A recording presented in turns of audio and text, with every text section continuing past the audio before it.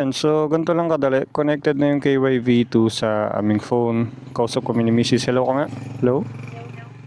Ayun. Then, papatugtog lang kami. Habang nag-uusap. Ano love? Kamusta yung music? Kamusta yung music?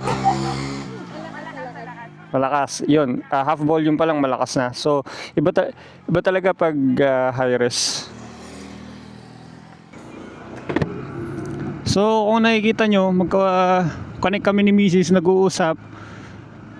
Short ride kami ngayon. Hindi kami nababagot dahil sa music.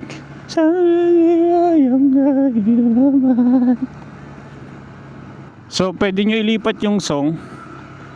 Either right pag next song, left pag previous song. So, Ariana Grande ngayon. Next natin. Sino to? Medyo mahina. Paglalakasan natin yung volume, hold mo lang pa kanan.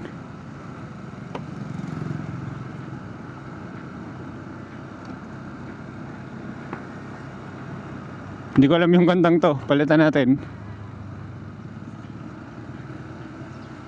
Ano to? I'm feeling sexy. Ayan. Yan. Kung makikita nyo, napakadali. Kahit nag-drive ka, pwede mo i-adjust. Actually, pwede nga si Mrs. kayo mag-adjust ng song kung ayaw niya. Halimbawa, focus talaga ako sa driving. Sige love, ikaw magpalit. O, di ba?